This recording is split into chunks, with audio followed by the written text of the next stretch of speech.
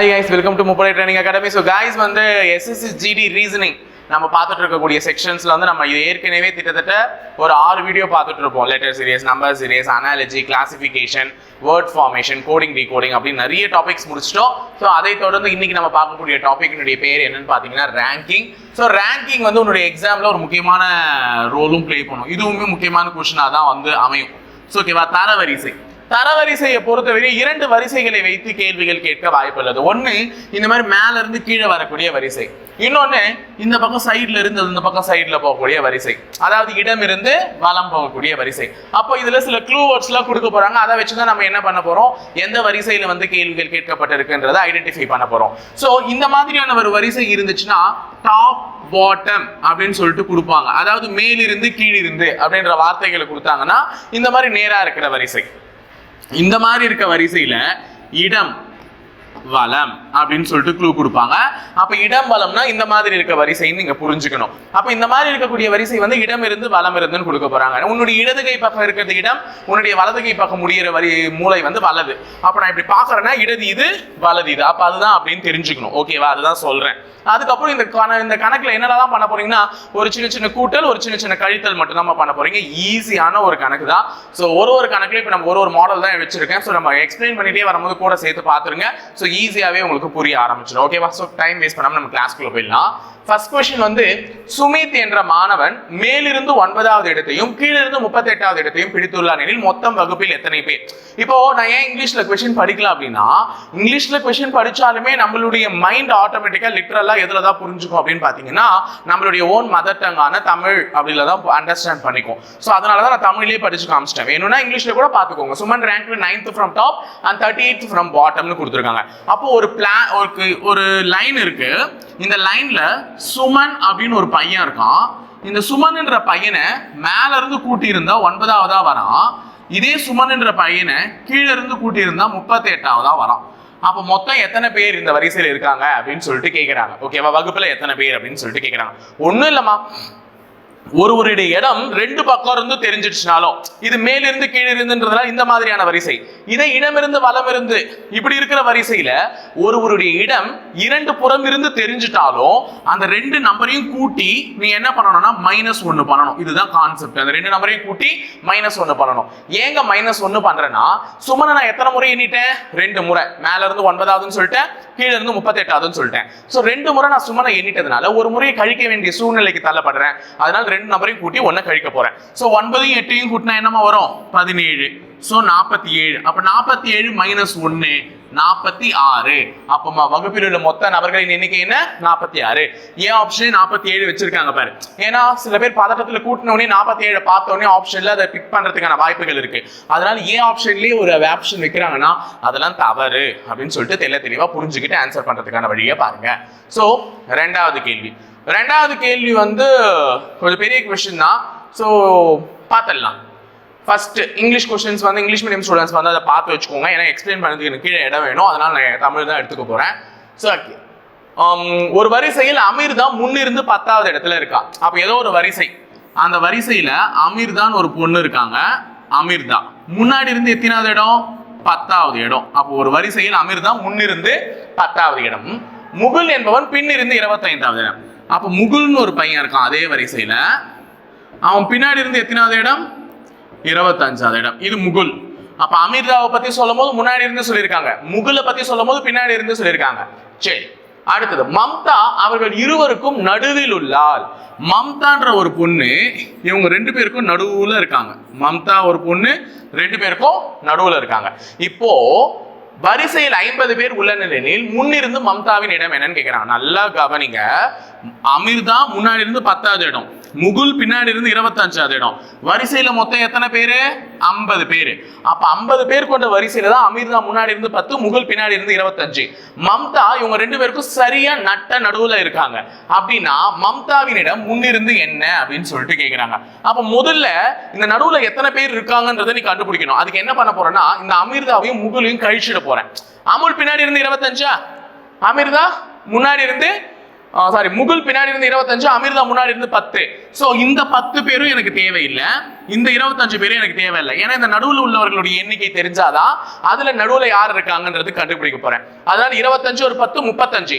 அப்ப எனக்கு 35 பேர் 50 பேர்ல தேவையில்லை. சோ 35 பேரை கழிச்சுட்டா 50ல 35 போச்சுன்னா 15. அப்ப இந்த நடுவில் உள்ள மாணவர்கள் மட்டும் எத்தனை பேர்? 15 பேர். அந்த 15ல நடுவுல தான் மம்தா இருக்கா.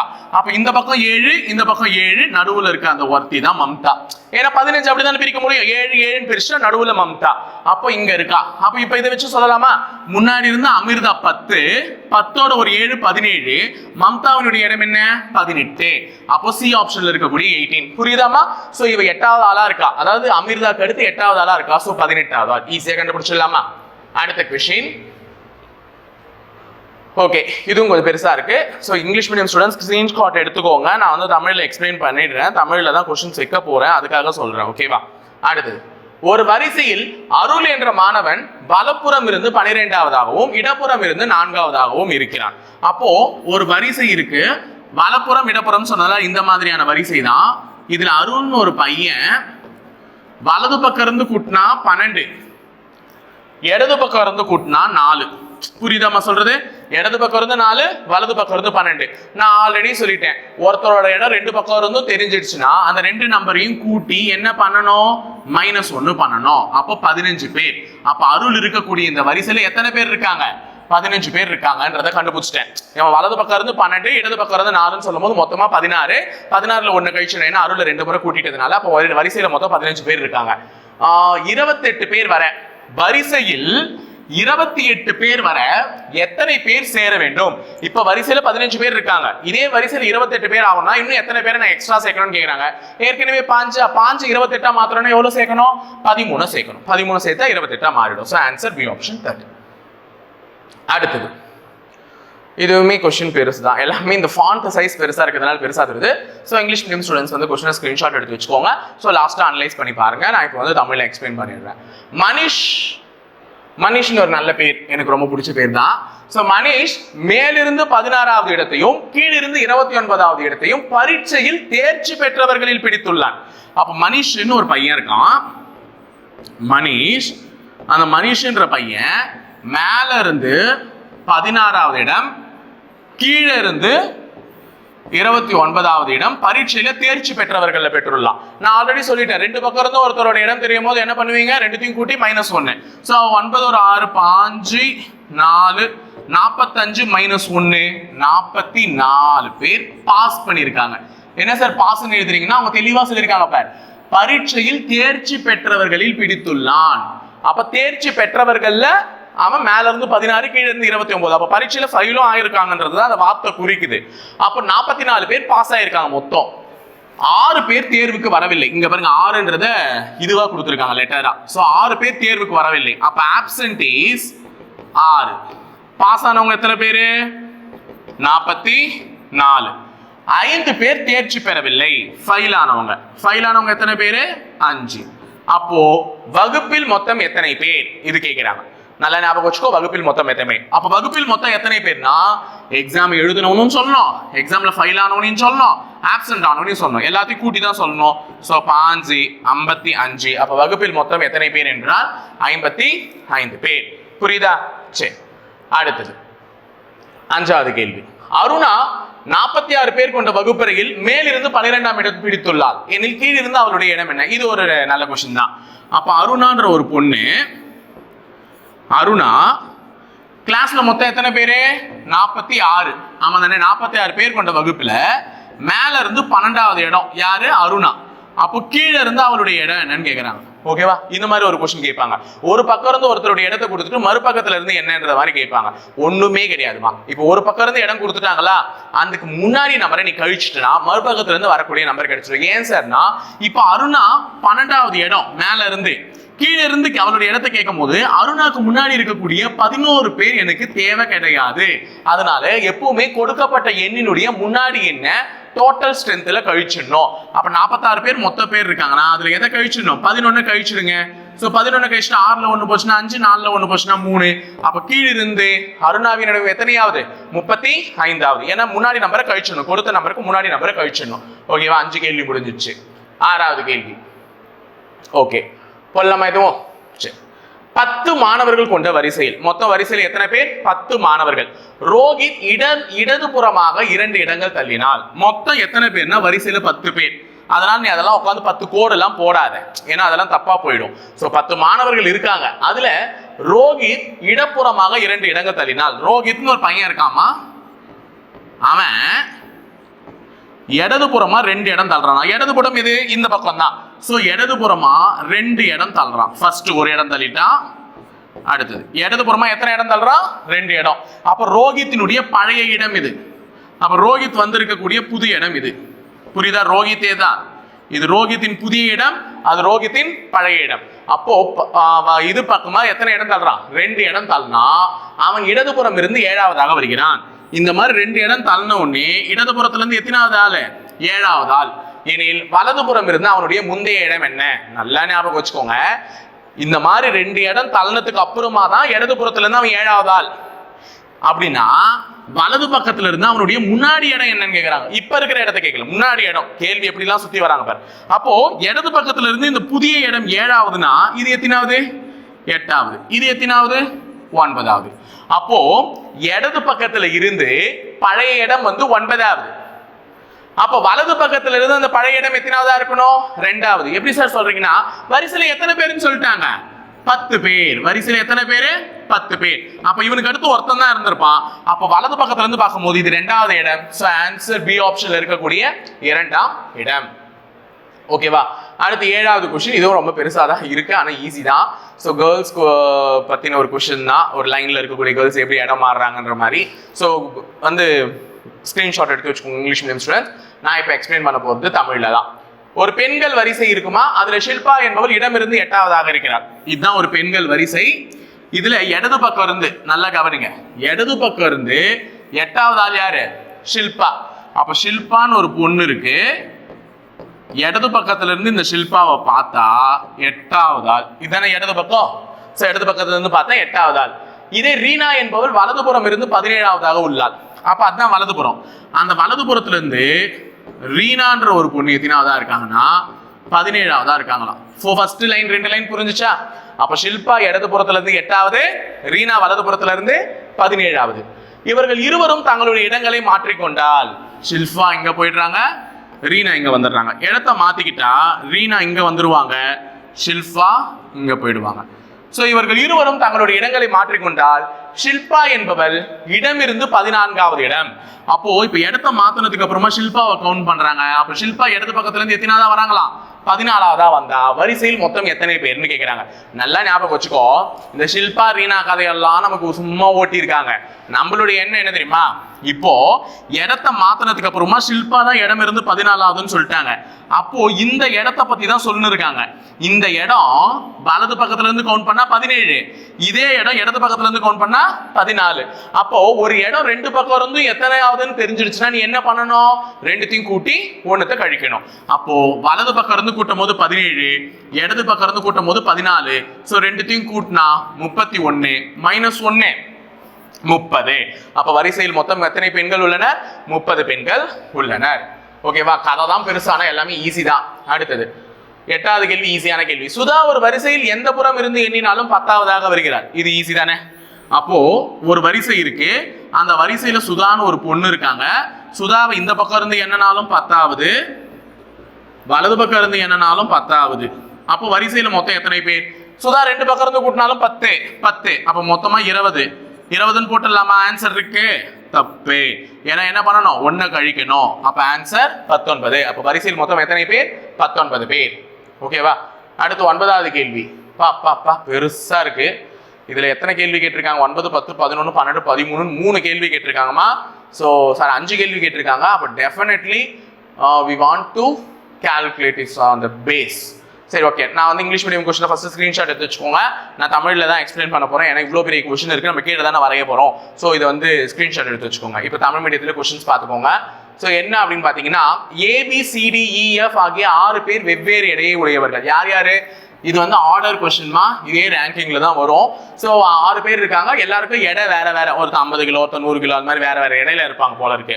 ஸோ டி என்பவர் 2 பேரை விட மட்டுமே வலுவானவர். நல்லா ஞாபகம் வச்சுக்கோ, மொத்தமா 6 பேர். ஸோ 6 கோடு போட்டுரு, 1 2 3 4 5 6, எல்லாரும் வேற வேற இடம் தானே. அப்ப இவனை விட இவன் அதிகமா இருப்பான், இவனை விட இவன் அதிகமா இருப்பான். அந்த மாதிரி அதிகம்ன்றதை காட்டுறதுக்காக இந்த கிரேட்டர் தென் சிம்பிள் போட்டுக்கிறேன் நடுவுல. ஸோ 6 பேர். ஓகேவா? அதுல ஃபர்ஸ்ட் டி பத்தி பேசுறாங்க. டி என்பவர் 2 பேரை விட மட்டுமே வலுவானவர். 2 பேரை விட மட்டும்தான் வலுவானவராம். அப்ப மத்த எல்லாரை விட அவன் வலு கம்மி, அததான் அவங்க சொல்றாங்க. புரியுதா? அப்ப டி என்பவர் 2 பேரை விட மட்டுமே வலுவானவர். அப்ப டி எங்க போடலாம்? இந்த இடத்துல போடலாம். ஏன்னா இங்க போட்டாதான் சரியா இருக்கும். 2 பேரை விட மட்டும்தான் டி வைட், பாக்கி இருக்க எல்லாரை விட டி வைட் கம்மி. ஓகேவா? டி என்பவர் 2 பேரை விட மட்டுமே வலுவானவர்.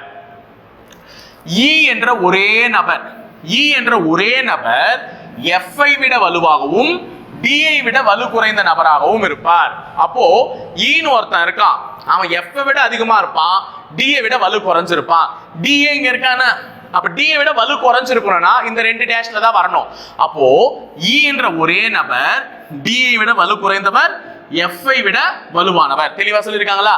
அப்ப இ என்ற நபர் எஃப் ஐ விட வலுவாகவும் டிஐ விட வலு குறைந்த நபராகவும் இருப்பார். அப்ப லாஸ்ட்ல டிஎஃப் வந்துருவாங்க. சோ அடுத்தது சி என்பவரின் எடை B இன் எடையை விட மட்டுமே குறைவு. அப்ப சின்னு ஒருத்தன் இருக்கான், அவனோட எடை யாரை விட மட்டும்தான் குறைவு? B இனுடைய எடையை விட மட்டும்தான் குறைவு.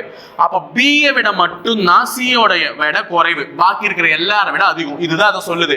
C என்பவரின் எடை B என்பவரின் எடையை விட மட்டுமே குறைவு, மீதமுள்ள எல்லாரை விட அதிகம்னு சொல்றாங்க. அப்ப ஒரு டேஷ் தான் மீந்து இருக்கு, அது யாரு? A. ஏன்னா ஏவை பத்தி எதுவுமே சொல்லலாம் சொல்லக்கூடாது. ஒரு டேஷ் மீந்து இருக்கா, ஒருத்தன் தான் மீந்து இருக்கான், ஏ வாங்க போட்டுடலாம். இப்போ மூன்றாவது அதிக எடை கொண்டவர் 150 கிலோ. மூன்றாவது அதிக எடை யாரு? இது முதல் அதிக எடை, இது இரண்டாவது அதிக எடை, இது மூன்றாவது அதிக எடை. அப்ப ஏ தான் எத்தனை கிலோ? 150 கிலோ. ஐந்தாம் அதிக எடை கொண்டவர் 110 கிலோ. அப்ப இவர் தான் ஐந்தாவது அதிக எடை. அப்ப இவர் 110 கிலோ. புரிஞ்சுச்சா? அப்போ ஏ 150 கிலோ, இ 110 கிலோ. அப்ப இதுதான் ஆர்டர். லாஸ்ட் வெயிட் எஃப், அதுக்கு முன்னாடி இ, அதுக்கு முன்னாடி டி, அதுக்கு முன்னாடி ஏ, அதுக்கு முன்னாடி சி, ஏ, பி. ஓகேவா? B C A D F. A 150, E 110. ஏன்னா இப்ப நான் அழிஞ்சிடும், நான் கீழே கொஸ்டின் எக்ஸ்பிளைன் பண்ணும்போது எல்லாம் அழிஞ்சிடும், ஞாபகம் வச்சுக்கோங்க, அதுக்கு தான் சொல்றேன். ஓகேவா? இப்ப பாருங்க, what is the possible weight of டின்னு கேக்குறாங்க. இது வந்து என்ன ஆர்டர்லமா இருந்துச்சு? B C A D E F இப்படிதான் இருந்துச்சு. ஏ 150 கிலோ, இ எத்தனை கிலோ? 110 கிலோன்னு இருந்தாங்க.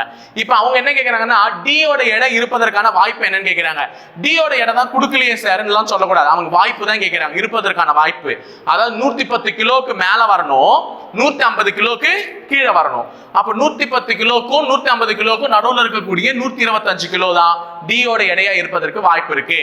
ஏன்னா இது ரெண்டுத்துக்கும் இடைப்பட்ட எடை தான் டி இருப்பான். ஓகேவா? அதனால 125 கிலோ சரியா இருக்கும். அடுத்தது 10வது கேள்வி. If the heaviest weight is 50 kgs more than, அதிக எடை கொண்டவர் ஏவை விட 50 கிலோ அதிகம் எனில், யாருமா அதிக எடை? பி தான் அதிக எடை. BCA DEF. இது ஆர்டரா? ஏ எத்தனை கிலோ? 150 கிலோ. அப்ப அதிக எடை கொண்டவர் ஏவை விட 50 கிலோ அதிகம். ஏவை விட 50 கிலோ அதிகம் எனில் அதிக எடை கொண்டவர் எத்தனை கிலோ? 200 கிலோ. அப்போ சி எடை இருப்பதற்கான வாய்ப்பு என்ன? இந்த மாதிரி இவர் 200 கிலோவும் இவர் 150 கிலோ இருந்தா சி எவ்வளவு இருப்பான்னு கேக்குறாங்க. இது ரெண்டுத்துக்கும் இடைப்பட்ட நம்பரான 170 கிலோ இருப்பதற்கான வாய்ப்பு தான் இருக்கு. அடுத்தது 3வது கேள்வி பாருங்க. எடை கொண்டவர் லைட்டஸ்ட் வெயிட், குறைவான எடை கொண்டவர் யார்? குறைவான எடை கொண்டவர் யார்? எஃப். சோ இதையும் மார்க் பண்ணிடுறேன் கூடவே சேர்ந்து.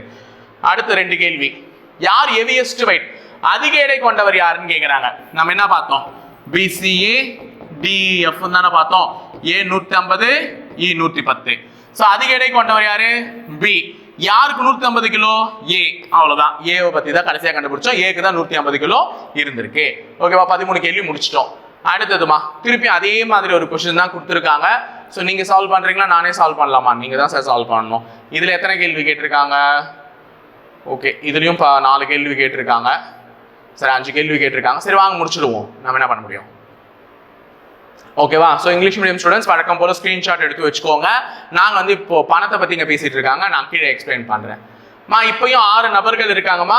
6 நபர்கள் ABCDE மற்றும் F ஆகியோர் வெவ்வேறு வகையில் ஒரு தொகையை வைத்திருந்தனர். வெவ்வேறு வகையில் ஒரு தொகையை வைத்திருந்தனர். டி என்பவரிடம் ஸோ 6 பேர், முதல்ல 6 டேஷ் போட்டுக்கோ. 1 2 3 4 5 6. ஓகேவா? டி என்பவரிடம் பி மற்றும் எஃப் விட குறைவான தொகை இருந்தது.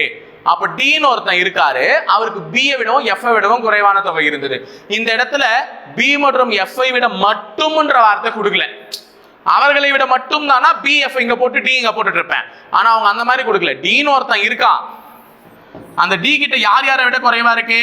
பி விடவும் எஃப் விடவும் குறைவா இருக்கு டி கிட்ட. அப்ப பி கிட்ட எஃப் கிட்ட டி விட அதிகமா இருக்கு. இதுதான் அவங்க சொல்றாங்க. சி என்பவரிடம் இ விட அதிகமான தொகை இருந்தது. அப்ப சின்னு ஒருத்தர் இருக்காரு, அவர்கிட்ட இ விட அதிகமா தொகை இருந்துச்சு. அப்ப இ விட அதிகமா வச்சுட்டு இருந்தது யாரு? சி. தெளிவா சொல்லியிருக்காங்க. சி என்பவரிடம் இ விட அதிகமான தொகை இருந்தது.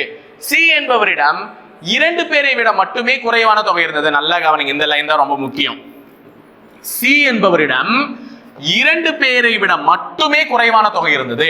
அப்ப 2 பேரை விட மட்டும் தான் கம்மியான அமௌண்ட் வச்சிருந்தாரு, பாக்கி எல்லாரை விடவும் அதிகமா வச்சிருந்தாரு. அப்ப எங்க போடலாம் சினா? 2 பேரை விட மட்டும் தான் கம்மி. அப்ப சி இங்க போடலாம். 2 பேரை விட மட்டும் தான் கம்மி, பாக்கி இருக்க எல்லாரை விட அதிகம். அப்ப சிக்கு பின்னாடி தான் இ வரணும்னா இ எங்க வேணா வரலாம். கரெக்டா? சரி, அடுத்தது இ என்பவரிடம் ஒரே ஒருவரை விட மட்டுமே அதிக தொகை இருந்தது. இந்த இ இருக்காரு பாரு, இந்த இ அவரிடம் ஒரே ஒருவரை விட மட்டுமே அதிக தொகை இருந்தது. அப்ப ஒரே ஒருவரை விட மட்டும் தான் அதிக தொகை இருந்தது. அப்ப இ இங்க வருவான். அப்ப சி இங்க பிக்ஸ் ஆயிட்டாரு, இ அங்க பிக்ஸ் ஆயிட்டாரு. டி என்பவரிடம் குறைவான தொகை இல்லை. இந்த கடைசி டேஷ்ல டி வரமாட்டான். ஓகேவா? பி என்பவரிடம் அதிக தொகை இல்லை. நல்லா ஞாபகம் வச்சுக்கோங்க, கடைசி டேஷ்ல டி வரமாட்டான். அப்ப டிக்கு முன்னாடி பியும் எஃப்பும் வரணும். இந்த 2 டேஷ் காலியா இருக்கா? அப்ப நான் டி இந்த இடத்துல போட்டாதான் இந்த 2 டேஷ்ல பி எஃப் போட முடியுமே. ஏன்னா 2 டேஷ் டி விட உங்க 2 பேருமே அதிகமா வச்சிருக்கணும். அதனால டி கடைசி டேஷ் வரமாட்டானா டி இங்க தான் வந்தவன, வேற விதி இல்லை. இங்க தூக்கின்னு போய் டி போட்டா அதுக்கு முன்னாடி ஒரு டேஷ் தான் இருக்கு. ஏன்னா டி விட 2 பேர்கிட்ட பணம் அதிகமா இருக்கு. பி கிட்டயும் இருக்கு, எஃப் கிட்டயும் இருக்கு. அது மட்டும் இல்லாம பி என்பவரிடம் என்ன இல்லைன்னு சொல்லிட்டாங்க, அதிக தொகை இல்லைன்னு சொல்லிட்டாங்க. அப்ப பி கிட்ட அதிக தொகை இல்லைன்னா பி இங்க வந்துருவான், எஃப் இங்க வந்துருவான். சோ இது பிஎஃப் தான் போடணும்னு அவசியம் இல்லை. இவங்க 2 பேர்கிட்டயுமே டி விட அதிகமா இருக்கு, ஆனா பி கிட்ட அதிக தொகை இல்லைன்னு சொல்லிட்டாங்க. அப்ப பி 2வது டேஷ் போயிடுவா, எஃப் இங்க வந்துருவாரு. சோ லாஸ்ட் டேஷ் மீந்து இருக்கு, நம்ம ஏ தான் வழக்கம் போல அவரை போட்டுருங்க, அவ்வளவுதான். ஓகேவா? சோ 2ஆம் அதிக தொகை 50 ரூபாய் மற்றும் 3ஆம் குறைவான தொகை 30 ரூபாய். நல்ல ஞாபகம் வச்சுக்கோங்க, 2ஆம் அதிக தொகைன்னு சொல்லியிருக்காங்க. 2ஆம் அதிக தொகைன்னா இது முதல் அதிக தொகை, இது 2வது அதிக தொகை. அப்ப அவங்க 50 ரூபாய். 3ஆவது குறைவான தொகைன்னு சொல்லியிருக்காங்க. இது முதல் குறைவு, இது 2வது குறைவு, இதுதான் 3வது குறைவு. அப்ப டி கிட்ட 30 ரூபாய் இருக்கு. ஓகேவா? அப்ப இது எப்படி ஞாபகம் வச்சுக்கலாம்? கீழே அழிய போதில்ல, F B C D E A. ஓகேவா? F B C D B C D. இது ஞாபகம் இருக்கும் எனக்கு. முன்னாடி எஃப் வரணும், பின்னாடி இஏ வரணும். FBCD EA. B கிட்ட 50 ரூபாய், D கிட்ட 30 ரூபாய். ஏன்னா அழிஞ்சிட போது ஞாபகம் வச்சுக்கோங்க, FBCD EA. ஓகேவா? சோ இந்த क्वेश्चन 3 क्वेश्चन வச்சிருக்கேன், இது ஒண்ணா ஆன்சர் பண்ணிடலாம். டக்கு டக்குன்னு சொல்லுங்க பார்க்கலாம். C இடம் இருக்கும் தொகை தோராயமாக என்னன்னு சொல்லிருக்காங்க? FBCD EA. B கிட்ட 50 ரூபாய், D கிட்ட 30 ரூபாய் இருக்குன்னு நம்ம பார்த்திருக்கோம். சோ C கிட்ட இருக்கக்கூடிய தோராயமான அமௌண்ட் 40க்கும் 50க்கும் நடுவுல இருக்கக்கூடிய 47 ரூபாய். சாரி, 30க்கும் 50க்கும் நடுவுல இருக்கக்கூடிய 47 ரூபாய். Who have the least amount? யாரிடம் குறைவான தொகையை கொண்டவர் யாருன்னா A தான். சோ A தான் குறைவான தொகை. Who have the highest amount? அதிகமான தொகையை உடையவர் யாருன்னா F. சோ C ஆப்ஷன்ல இருக்கக்கூடிய F.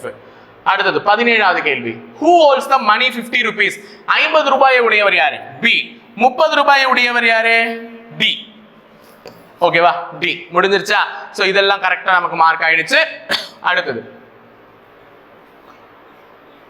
இதுலயும் வந்து ஒரு சில क्वेश्चंस அதே மாதிரி தான் கொடுத்திருக்காங்க. யாரை விட யார் பெரியவர், யாரை விட யார் சின்னவர்னு. சோ இங்கிலீஷ் மீடியம் ஸ்கிரீன்ஷாட் எடுத்து வச்சுக்கோங்க தயவு செஞ்சு. இப்போ நம்ம தமிழ்ல வச்சு எக்ஸ்பிளைன் பண்ணிடலாம். பிந்து என்பவர் நந்துவை விட பெரியவர். பிந்து என்பவர் நந்துவை விட பெரியவர். அப்போ பிந்துன்னு ஒருத்தர் இருக்காங்க, இவங்க யாரை விட பெரியவங்க? நந்துவை விட பெரியவங்க. அப்ப நந்துவை விட பிந்து தான் பெரியவங்க. ஓகேவா? நந்து என்பவர் தாரக்கை விட பெரியவர். இந்த நந்து இருக்காங்க பாருங்க, இவங்க யாரை விட பெரியவங்க? தாரக்கை விட பெரியவர். தாரக் என்பவர் ஒலியை விட சிறியவர். ஒலியை விட சிறியவர். இந்த தாரக் வந்து ஒலியை விட சிறியவர். ஓகேவா? பிரேம் என்பவர் பிந்துவை விட பெரியவர். பிந்துவை விட பெரியவர் யாரு? பிரேம். இது ஃபிக்ஸ் பண்ணிட்டேன். இந்த ஒலி பத்தி தான் இன்னும் சொல்லல, நல்லா ஞாபகம் வச்சுக்கோங்க. கிட்டு என்பவர் பிரேமை விட பெரியவர். கிட்டு என்பவர் பிரேமை விட பெரியவர். நல்லா ஞாபகம் வச்சுக்கோ, இதெல்லாம் அவங்க சொன்னதை எழுதிட்டேன். பிந்து என்பவர் நந்துவை விட பெரியவர். நந்து என்பவர் தாரக்கை விட பெரியவர். பிரேம் என்பவர் பிந்துவை விட பெரியவர், கிட்டு என்பவர் பிரேமை விட பெரியவர் அப்படின்னு சொல்லும் போது இவங்க எல்லாம் எழுதிட்டேன். ஆனா இந்த நடுவுல ஒரு லைன் கொடுத்துருக்காங்க பாரு, தாரக் என்பவர் ஒலியை விட சின்னவர். இந்த தாரக் வந்து ஒலியை விட சின்னவர், எல்லாருமே என்ன தெரியுமா பண்ணுவாங்க, ஒலியை இங்க போட்டு அவரை விட சின்னவர் தாரக், அப்ப நந்துவும் ஒலியை விட சின்னவர், சாரி நந்துவை விட சின்னவர் ஒலி அப்படின்ற மாதிரி மாத்திருவீங்க. தப்பு. ஒலியை விட சின்னவர் தாரக்குன்னு மட்டும் தான் சொல்லியிருக்காங்களே தவிர நந்து ஒலியை விட பெரியவரான்னு அவங்க சொல்லல. அப்ப ஒலி இவனுக்கு முன்னாடி வரணும், தாரக்குக்கு முன்னாடி வரணும். இங்க வரலாம், இங்க வரலாம், இங்க வரலாம், இங்க வரலாம். ஏன் அவனே கூட பெரியவனா இருந்திருக்கலாம், யாருக்கு தெரியும்? ஒலியை விட சிறியவன் தாரக்குன்னு தான் சொன்னாங்களே தவிர நந்துவை விடவும் ஒலி சிறியவன் சொல்லவே இல்லைல்ல. அதனால உடனே ஒரு புத்தி இது பண்ண மாதிரி அப்படி போட்டுறாதீங்க. சோ இந்த பேர் மட்டும் ஞாபகம் வச்சுக்கோங்க. கிட்டு, பிரேமு, பிந்து, நந்து, தாரக். ஒலி தாரக்கை விட பெரியவனா இருக்கணும், ஆனா எங்க வேணா இருந்திருக்கலாம். சோ கிட்டு, பிரேம், பிந்து, நந்து. ஃபர்ஸ்ட் இவங்க என்ன கேக்குறாங்க, who is the youngest among all? இருக்கிறதுல யார் ரொம்ப சின்னவங்கன்னு கேட்டாங்க. கடைசி இடத்துல யாருமா இருந்தது, நம்மளுடைய தாரக்கு. சோ அதனால அதை மார்க் பண்ணிடுங்க. ஓகேவா? அதுக்கு அடுத்து who is the eldest among all? இங்க தான் நீங்க தப்பு பண்ணுவீங்க. முதல்ல வந்து கிட்டுன்னு வந்திருக்கும்ல, சோ எல்லாரும் கிட்டுன்னு போய் மார்க் பண்ணிடுவீங்க. அது தப்பு. ஒலின்னு ஒரு கன்ஃபியூஷன் ஒரு ஆப்ஷன் கொடுத்துருக்காங்க. இந்த மாதிரி cannot be determined, தகவல் போதவில்லைன்னு வைக்கிறாங்கன்னா அவங்க உஷாரா இருக்கணும்னு அர்த்தம். ஒலியை பத்தி சொல்லியிருக்காங்க, தாரக்கை விட ஒலி பெரியவன் சொன்னாங்க, ஆனா எந்த அளவுக்கு பெரியவன் எங்க பெரியவன்றத நமக்கு எங்கேயுமே சொல்லல. அதனால அது தெளிவாயிடுங்க, பண்ணிட்டு ஒழுங்கா பார்த்து மார்க் பண்ணுங்க. இன்னும் 5 கொஸ்டின் தான் வாங்க போயிடலாம். இது வாங்க, இது ஒரே கேள்வியிலே அது கொடுத்துட்டு இருக்காங்க. ஏ என்பவர் பி ஐ விட பெரியவர். ஏ யாரை விட பெரியவர்? பி ஐ விட பெரியவர். சி என்பவர் டி ஐ விட பெரியவர். சி என்பவர் டி ஐ விட பெரியவர். ஆனால் சி என்பவர் இ ஐ விட சிறியவர். சி என்பவர் இ ஐ விட சிறியவர். அப்ப சி வந்து டி ஐ விட பெருசு, இ ஐ விட சிறுசு. ஏ வந்து பி ஐ விட பெருசு. பி என்பவர் டி ஐ விட சிறியவர். இந்த பி வந்து யாரை விட சிறியவரா? டி ஐ விட சிறியவர். மேலும் டி என்பவர் ஏவை விட பெரியவர். டி ஏவை விட பெரியவர். ஓகே, அப்போ ஆர்டர் பாருங்க, ஏவை விட பெருசு டி, பி விட பெருசு ஏ. இந்த ரெண்டு இடத்துலயுமே டி இருக்கானா? அப்ப எழுதலாமா? இ சி டி ஏ பி ரெண்டுத்தையும் சேர்த்துட்டேன். ஓகேவா? டி விட ஏ சின்னது, பி சின்னது அதை விட. எனில் பெரியவர் எனில் இவர்களில் மிகவும் பெரியவர் யார்? மிகவும் பெரியவர் யார்? அண்ணாத்த இ. ஓகேவா? ஏ ஆப்ஷன்ல இருக்கக்கூடிய இ முடிஞ்சிருச்சு. சோ 22வது கேள்வி. சுமித் என்ற மாணவன் மேலிருந்து 8ஆம் இடத்தையும் கீழிருந்து 50வது இடத்தையும், முதல்ல பார்த்த அதே சுமித் தான், ஆனா இது வேற டேட்டா. அப்ப சுமித்னு ஒரு பையன் இருக்கான், மேல இருந்து எத்தனாவது இடம்? 8வது, கீழ இருந்து 50வது. சோ மொத்தமா வரிசையில எத்தனை பேரு? ரெண்டுத்தையும் கூட்டுங்க. 58 மைனஸ் 1, ரெண்டு பக்கம் இருந்து கூட்டினா -1 பண்ணணும். சோ 57 பேர் இருக்காங்க வரிசையில. 23வது கேள்வி. ஒரு வரிசையில் அருள் என்ற மாணவன் வலப்புறம் இருந்து 11ஆவதாக. அப்போ ஒரு வரிசையில அருள்னு ஒரு பையன் வலப்புறம் இருந்து எத்தனாவது?